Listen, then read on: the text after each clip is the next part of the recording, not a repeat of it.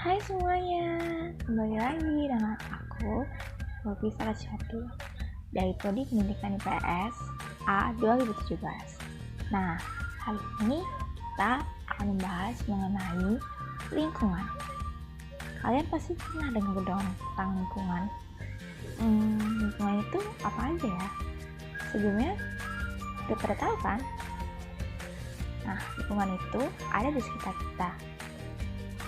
Nah, kali ini kita akan membahas mengenai lingkungan, tepatnya yaitu adalah kondisi alam di Indonesia. Di masa pandemi ini, kondisi alam Indonesia sangat dipengaruhi oleh apa ya? Coba tebak anak-anak, apa yang ada di dekat kalian?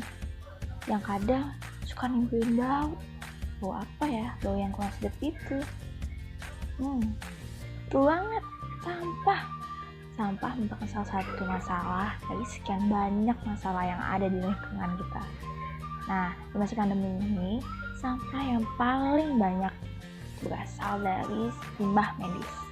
Nah, kalian pernah dengar tentang limbah medis nggak sih? Pasti pernah dengar di TV kan, tapi masih bingung tentang limbah medis itu apa. Yuk kita sama-sama belajar dan juga mengetahui kenapa limbah medis itu dapat pengaruh ke kehidupan kita dan bagaimana sih pandangan limbah medis di mata pelajaran IPS ini. Yuk kita belajar sama-sama. Check it out!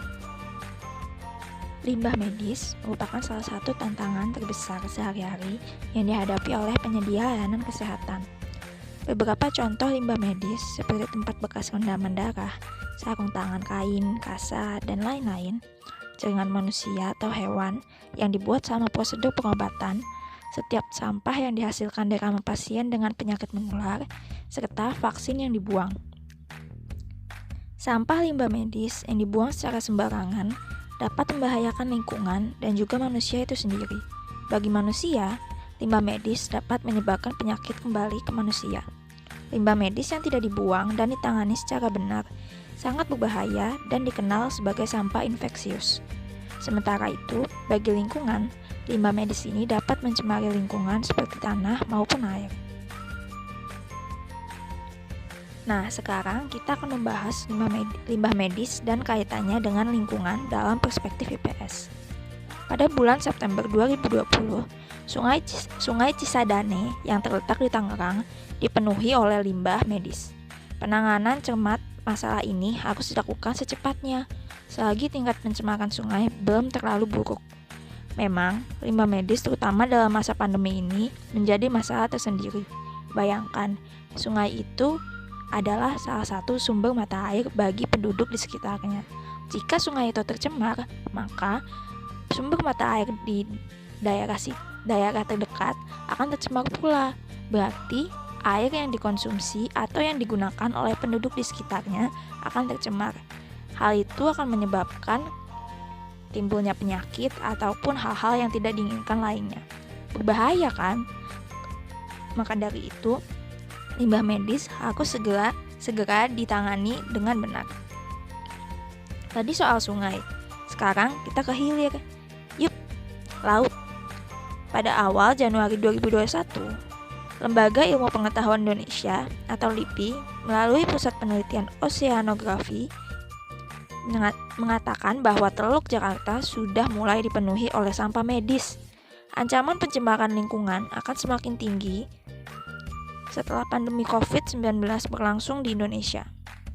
Tanpa ada campur tangan semua pihak, ancaman tersebut akan merusak ekosistem laut dan pesisir di sekitar Teluk Jakarta. Padahal di daerah tersebut masih banyak nelayan yang mengandalkan sektor perikanan sebagai mata pencarian mereka. Selain merusak ekosistem laut, pencemaran akibat limbah medis ini juga dapat berdampak terhadap sektor ekonomi, di mana kekayaan laut tidak dapat diambil akibat tercemar. Jadi, sekarang kita mulai berpikir sebagai nelayan. Kalau kita seorang nelayan, coba kita lihat lautnya. Jika lautnya tercemar, otomatis ikannya tidak dapat dikonsumsi. Bila ikan tidak dapat dikonsumsi, berarti kita tidak dapat mengambilnya. Jika kita tidak mendapatkan ikan atau hasil laut lainnya, maka kita tidak dapat menjual dan tidak dapat mendapatkan uang. Nah, bisa disimpulkan bahwa dengan adanya pencemaran itu, para nelayan tidak dapat mendapatkan uang untuk keluarga mereka dan roda perekonomian tidak berputar, sehingga pencemaran ini juga berpengaruh pada sektor perekonomian. Nah, luas sekali ya cakupannya, mulai dari lingkungan sampai ke perekonomian. Dan juga jangan lupa ke kesehatan. Karena limbah ini masih mengandung virus, karena tidak ditangani dengan tepat, otomatis dapat menyebarkan virus melalui air. Jika tidak ditangani secara tepat dan juga secepatnya, maka kemungkinan menular juga bisa besar. Maka dari itu, marilah kita sama-sama untuk mengurangi limbah medis. Di masa pandemi ini, limbah medis sudah sangat banyak. Yang tadinya tidak sebanyak ini, sekarang menurut KLHK atau Kementerian Lingkungan Hidup dan Kehutanan, total limbah medis infeksius di Indonesia mencapai lebih dari 1.100 ton. Bayangkan, jika sekarang setiap hari semua orang menggunakan masker non-medis atau masker medis yang hanya sekali pakai. Satu orang bisa menggunakan 1-4 masker. Kita kalikan dengan jumlah manusia yang ada di Indonesia. Wah, banyak sekali ya. Tentunya, jika tidak dibuang secara tepat dan dibuang sembarangan, berakhir ke tempat yang salah, seperti laut ataupun sungai, maka akan menimbulkan timbunan sampah dan juga otomatis akan mencemari lingkungan kita. Ini seperti rantai. Jika satu sumber sudah tercemar, maka yang lainnya pun akan tercemar. Kehidupan kita pun juga akan terganggu. Maka dari itu, sangat berbahaya. Limbah medis ini harus cepat ditangani dan juga ditangani secara benar. Nah, sampai sini ada yang ingin ditanyakan atau masih bingung? Jadi, kesimpulannya, limbah medis harus segera ditangani dan juga ditangani secara tepat. Nah, ada beberapa cara nih, yaitu pertama dengan potong-potong dan buang. Pastinya di tempat yang benar. Kalau kita tidak berada di rumah sakit, buanglah di tempat sampah. Jika berada di rumah sakit, buanglah di tempat sampah limbah infeksius. Nah, kedua, tempat penampungan sementara. Lalu ketiga ada metode penguapan atau autoclave.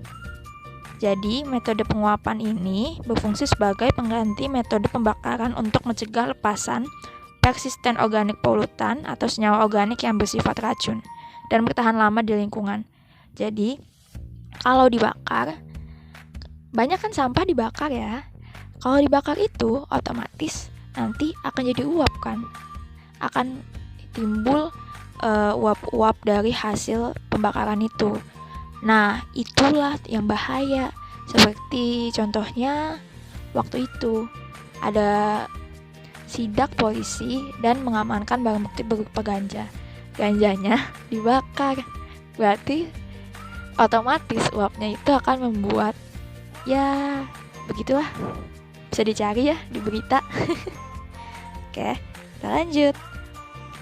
Nah, pembakaran atau insinerasi. Jadi, walaupun pembakarannya sebelumnya tidak dibolehkan, tetapi jika dengan metode dan prosedur yang tepat, boleh. Nah, untuk limbah medis dari COVID-19 itu tidak perlu melewati proses pembakaran seperti dianjurkan oleh KLHK, yaitu 800 derajat Celcius. Nah, kalau untuk limbah COVID ini, proses pembakarannya itu tidak usah seperti itu karena virusnya dapat mati pada temperatur 100 derajat Celcius dan setelah berada di permukaan keras seperti plastik dan kertas selama 72 jam. Mana yang efektif? Yang efektif menurut penjelasan tersebut adalah metode penguapan. Nah, jadi kita selama masa pandemi ini jangan sampai lupa untuk tetap memperhatikan lingkungan, karena jika lingkungan kita nyaman, maka kita juga akan nyaman dan juga kita akan tetap sehat.